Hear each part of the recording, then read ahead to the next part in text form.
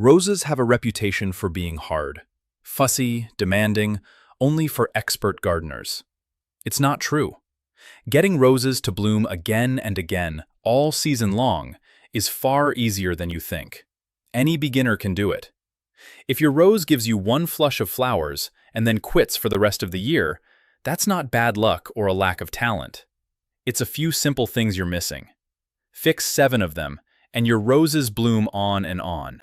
And the one that keeps them going takes about 10 seconds. Let me be honest about one thing first, because it matters. Blooms all year doesn't mean 365 days. Roses rest in winter. That's natural. What we're really after is a rose that blooms in wave after wave, right through the growing season, from late spring until frost, instead of one burst and then nothing. That's the goal. And it's completely achievable, even if you've never grown a rose in your life. Here's the mindset shift. You don't need a green thumb. You need the right plant and a few simple habits. Master those, and the rose does the rest. So let's go through the 7, one at a time. Secret 1. Choose a repeat blooming variety.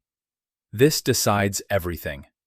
This is the mistake that dooms beginners before they start, and no amount of care can fix it. Not all roses bloom the same way.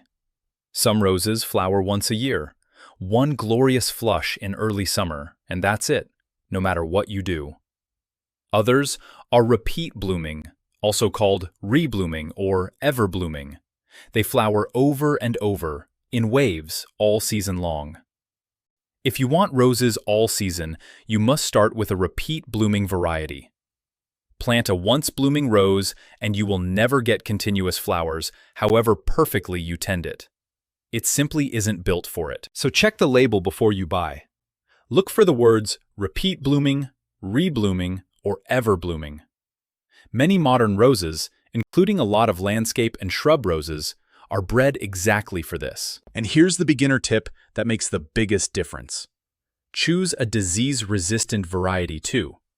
Some roses are bred to shrug off the diseases that plague roses. Others catch everything. A tough, disease-resistant, repeat-blooming rose does half the work for you.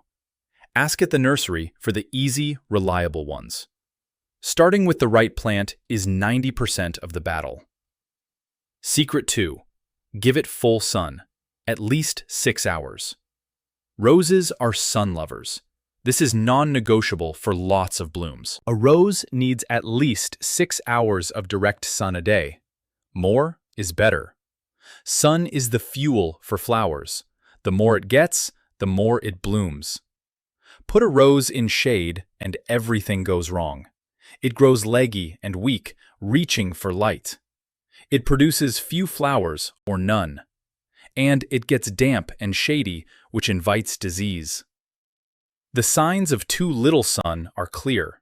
Thin, stretched stems, sparse blooms, lots of leaves, but little color. So plant your rose in the sunniest spot you have.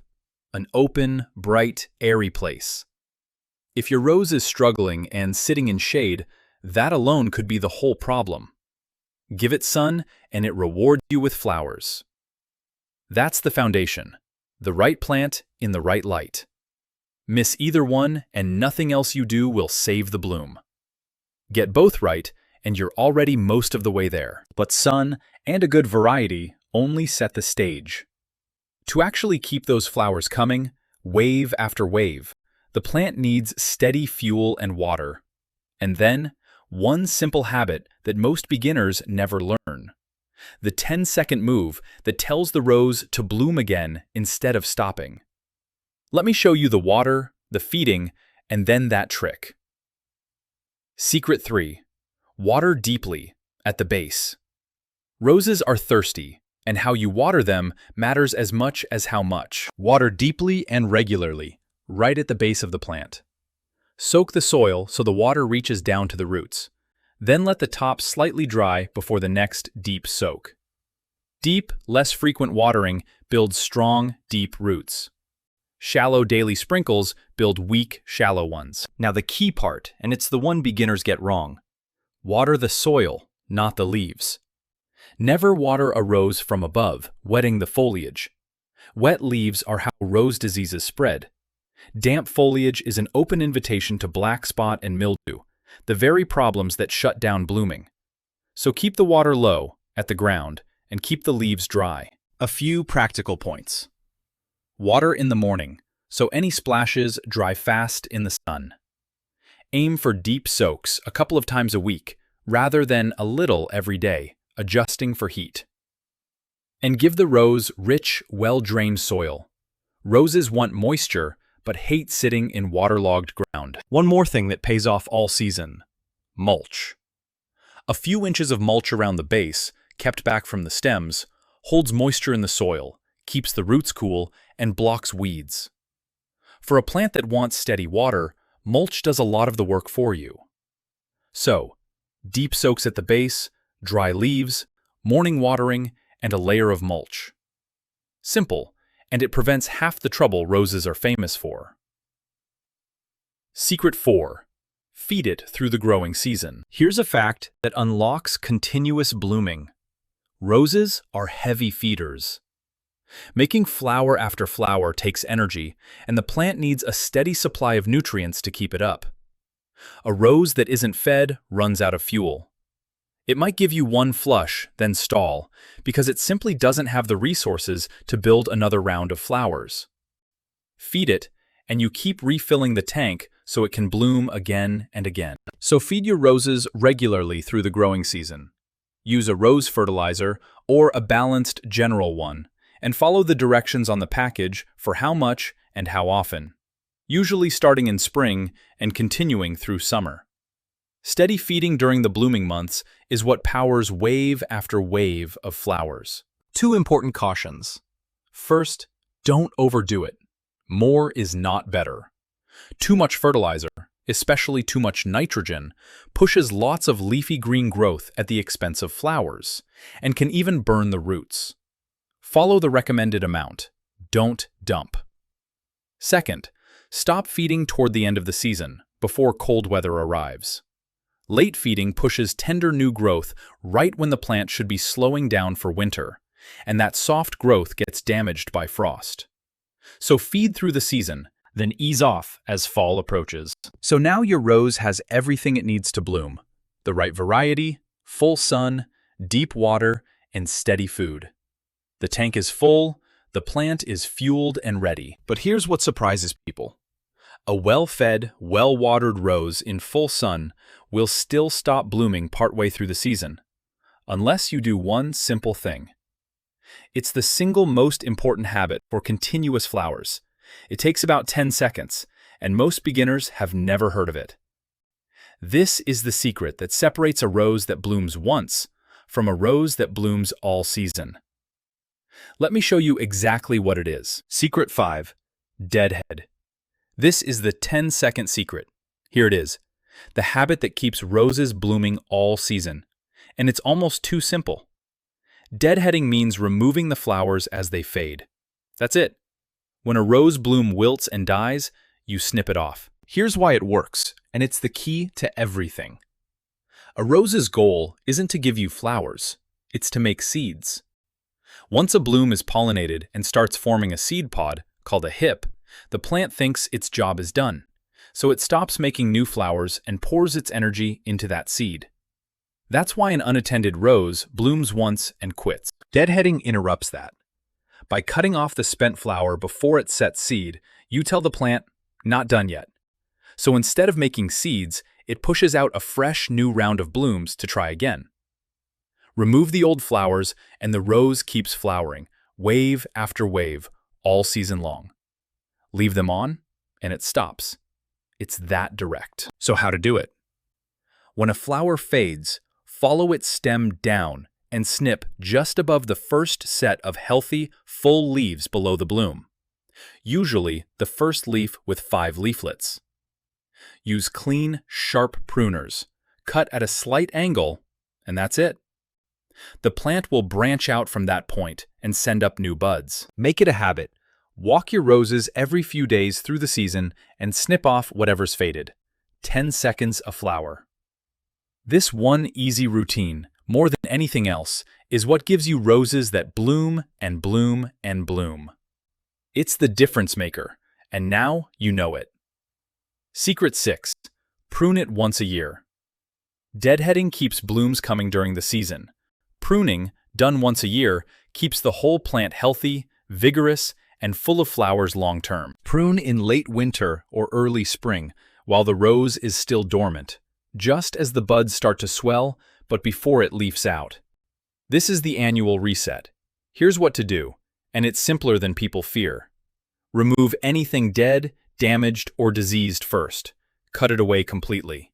Then take out weak, spindly stems and any branches that cross or rub against each other.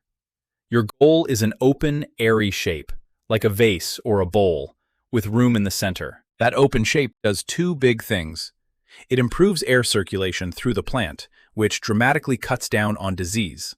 And disease, as you're about to see, is the thing that stops roses cold. And it channels the plant's energy into strong, healthy stems that produce better blooms.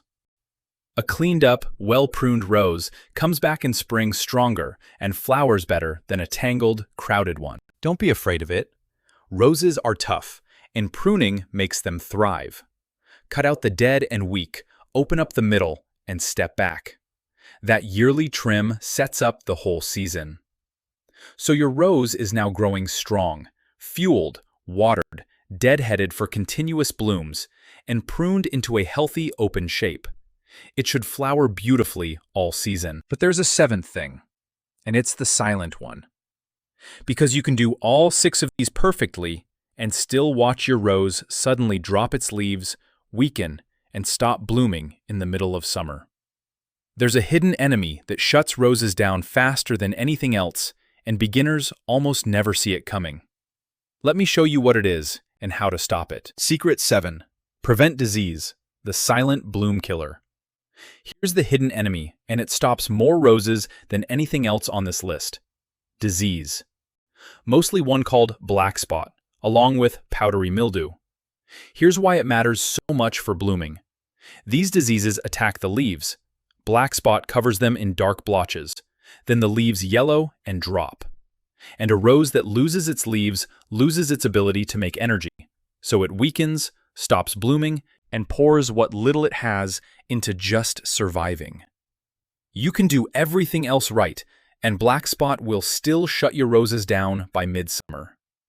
This is the thing beginners never see coming.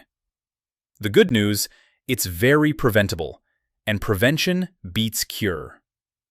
You've already got most of the tools from the earlier secrets. This is where they pay off. Start with the variety. The first secret comes back here. Planting a disease-resistant rose is the single biggest thing you can do. It fights off black spot on its own. Then, full sun, which dries the plant and discourages disease. Good air circulation from proper pruning, so the leaves dry fast and fungus can't take hold. Watering at the base with dry leaves, never from above. And keep the area clean. If you see diseased, spotted leaves, pick them off and remove any fallen leaves from the ground, because that's where the disease overwinters and reinfects. So the recipe is simple. Resistant variety, sun, airflow, dry leaves, and good cleanup. Do that, and you stop the one thing most likely to cut your blooming season short. Keep the leaves healthy, and the flowers keep coming. So that's all 7. Quick recap, because together they turn roses from intimidating to easy. Start with a repeat blooming, disease-resistant variety. Give it at least 6 hours of sun. Water deeply at the base, never on the leaves. Feed it through the growing season. Deadhead the faded flowers to trigger new waves of blooms. Prune once a year, in late winter, into an open shape. And prevent disease by keeping the plant resistant, sunny, airy, and clean. None of that requires a green thumb. It requires the right plant and a few simple habits, repeated. Do them, and your roses will bloom in wave after wave, from late spring right through to frost, even if you've never grown a rose before. Roses were never the divas people think. They're generous. Give them these 7 things, and they'll give you flowers all season long. Tell me in the comments which plant you want